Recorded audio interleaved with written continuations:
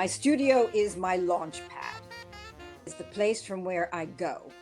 I see my studio as the real studio is out in the natural world.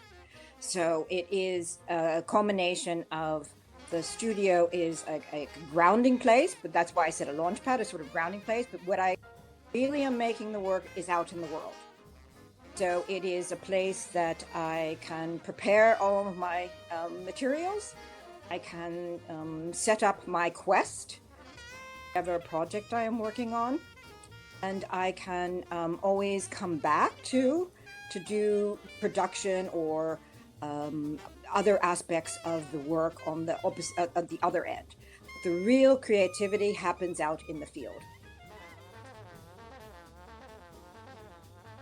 And then you asked, there was a very nice question. It said, is it anxiety ridden?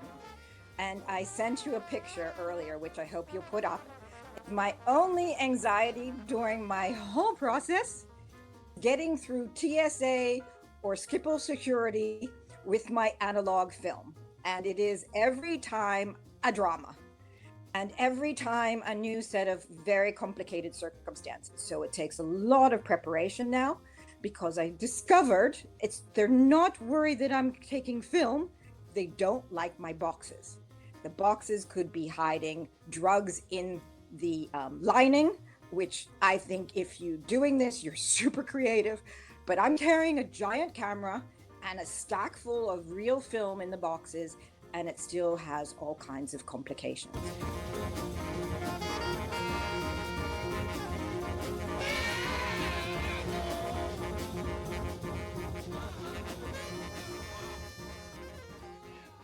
My progression has always been from one project to another. So therefore, something that occurs during the project that I've been now working on or at the end of working on that introduced me to the next project. It could be a specific situation. It could be another direction, but it always has to do with that I had some personal connection or feeling, or saw some sort of painting, saw some sort of landscape through a story from somebody else, and then it began the sort of seed to grow into the larger project. So the projects always have a sort of linear connection from the past ones to the future ones. It's not a huge jump. There's always an interconnection. When I'm in the process, I am the camera. The camera is me. It is an extension of me. It is not an object or a technical thing outside of me. It becomes symbiotic in that way. And that's a really important part, because over all the 25 years working with this camera, since the late 90s, I have really learned to understand its boundaries, but also its the things that it always gives me. Seeing the world upside down, seeing the compositions as big as possible, like looking through a window, and being able to really become part of the whole image making. And then physically, when photographing, I'm standing beside the camera and not behind. Then it's also a very physical, almost like ballet movement of taking the cap on and the cap off.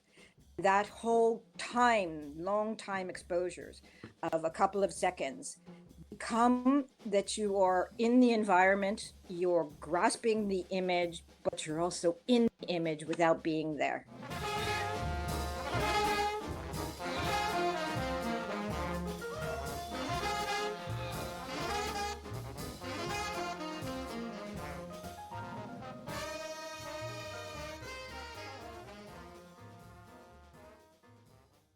When I was teaching in China, I was able to go to this mountain, which is completely covered with bamboo. And that was maybe one of my, and I call them a numinous, which is a beautiful word. Numinous is you become one with the whole. You have a transcendental kind of experience. You have something different happens to you. I was teaching in central China. It was a city called Chongqing. And to get to this mountain was 6 hour drive. So it's a very long to be able to go there. And it was a big process of being able to coordinate to go there. But it's an entire mountain, which is in Sichuan province, covered with bamboo. And when you are on the mountain, it is the sound of the bamboo moving with the wind, which sounds like waves on the beach. And it goes swoosh for hours. I was there for 2.5 hours, and you become very spiritual. You cannot not be touched by this, because the space because has something really different, not like any other place. And it is, I've had this in other places, for instance, also in like Monument Valley, where you scale is lost beyond belief. You can't even fathom for millions of years that this place has existed, and it looks so, yeah, otherworldly. So yes, I think that there is a spiritual aspect to what I'm doing. Um, what I try to do in my work is to bring that back through the image that I make, to share with people, that when they see the work that I have, that they feel a little bit of that.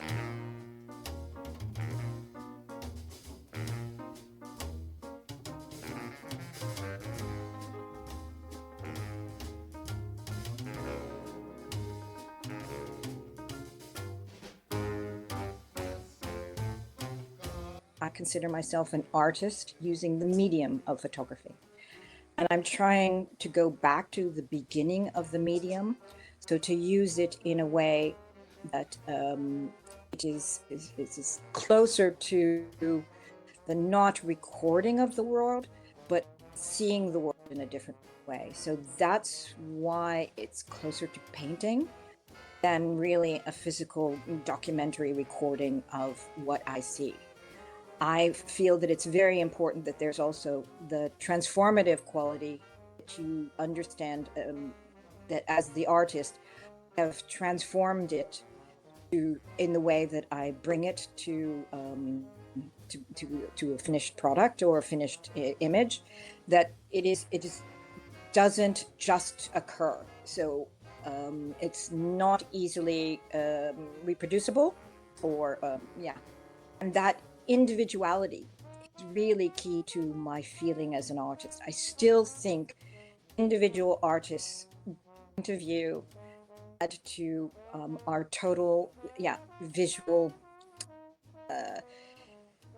data or encyclopedia or all of those things, that somebody would then at some point look at my work in the same way I looked at the painter's work, and then also go back to that same environment and say, what was her, what interested her there, and or why did she choose this? And that would be, again, it would start.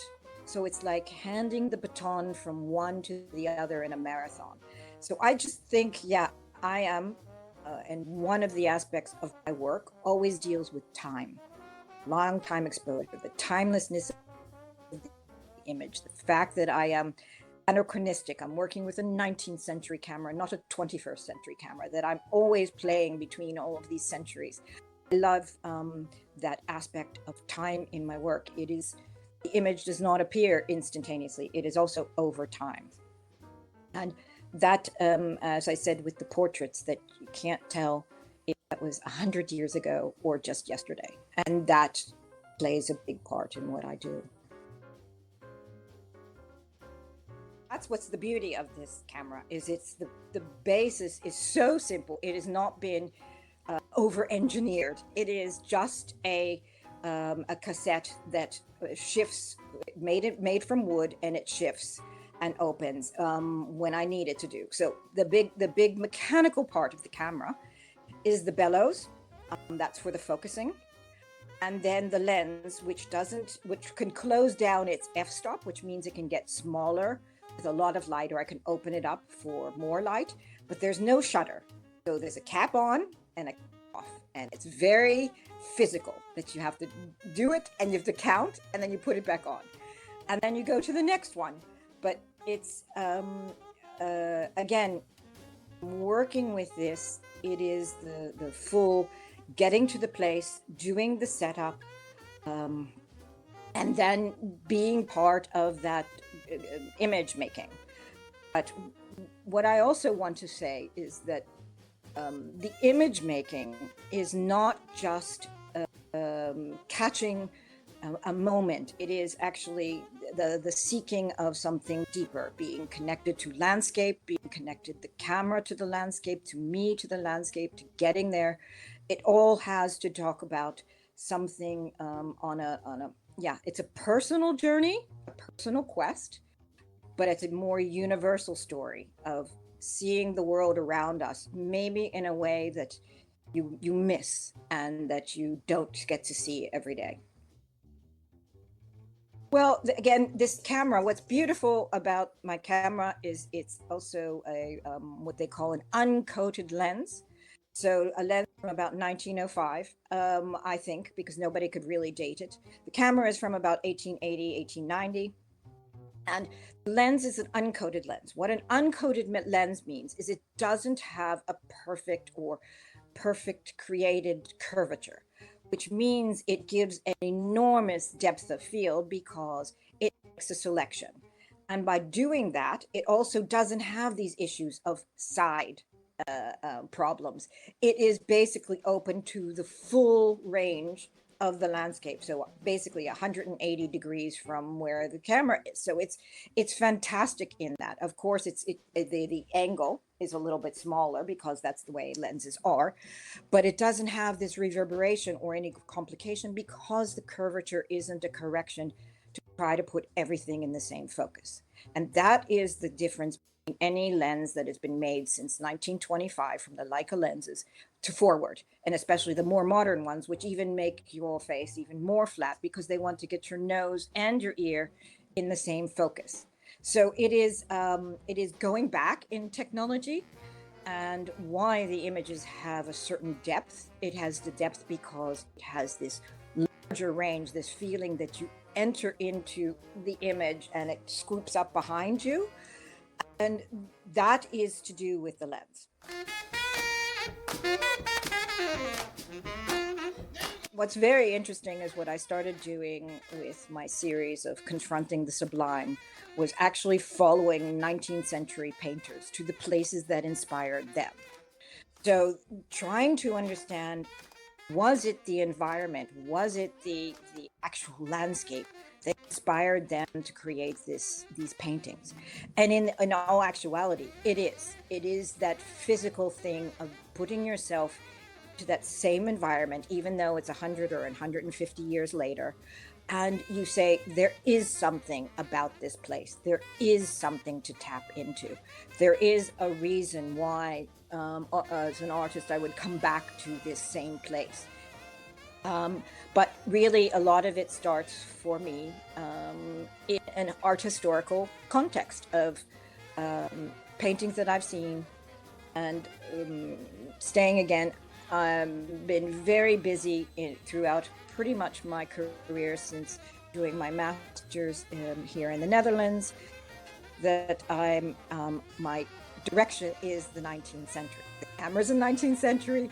The recipes I developed while doing my master's program of replacing different metals into silver prints to try to be the beginning of color printing, and then later using actually physical color film and trying to push it as far as it's humanly possible, as opposed to, following all the rules. I'm breaking all the rules. So I do all the wrong things, but I'm really good at it.